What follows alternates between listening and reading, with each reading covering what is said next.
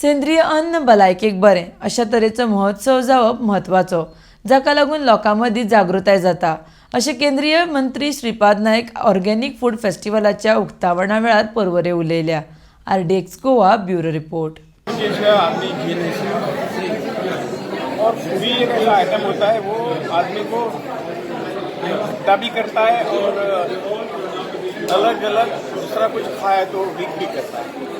तो organic food जो है आदमी को एक सही तरह का एक ताकत और आदमी बना देता है और रोगों से दूर रखता है। ये जो आज का जो ऑर्गेनिक फूड फेस्टिवल IHM ने रखा है बहुत बड़ी अच्छी बात है और ये तो इसी तरह से हर इंस्टीट्यूशन इसको करना चाहिए। हर जो ऑर्गेनाइजेशन है ये तो जीवन का महत्व का विषय है।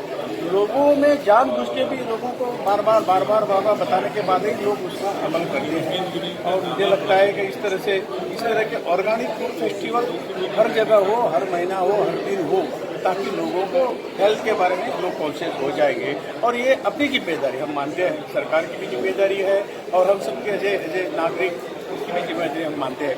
आज जिस तरह से आप डिस्प्ले किया हुआ देखते हैं वो सब ऑर्गेनिक इससे बना हुआ है और यदि गोवन स्पेशल है और गोवा के ही लोगों ने बनाया हुआ है। ये देखने के बाद हमें भी एक कॉन्फिडेंस मिलता है कि जो हम सोचते हैं वो हम उसका इम्प्लीमेंटेशन ठीक तरह से कर भी सकेंगे।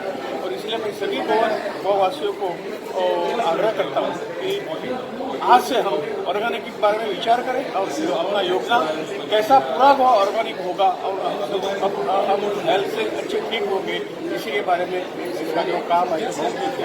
गोवा एक वर्ल्ड का डेस्टिनेशन है और एक बार इस तरह का एक जैसा सिक्किम राज्य ने पूरा ऑर्गेनिक किया इस तरह से गोवा यदि हम छोटा राज्य हम कर सकते हैं और यही विचार सबके सामने रखा ना तो निश्चित रूप से गोवा के लोग इस विचार को सपोर्ट करेंगे। और मैं सभी को अपील करता हूँ कि जब हम ऑर्गेनिक रहेंगे तो ज़्यादा से ज़्यादा टूरिस्ट का फ्लो भी यहाँ ज़्यादा रहेगा। ये एक टूरिस्ट को लाने का एक उपाय होगा ऐसा मुझे लगता है। और गोवा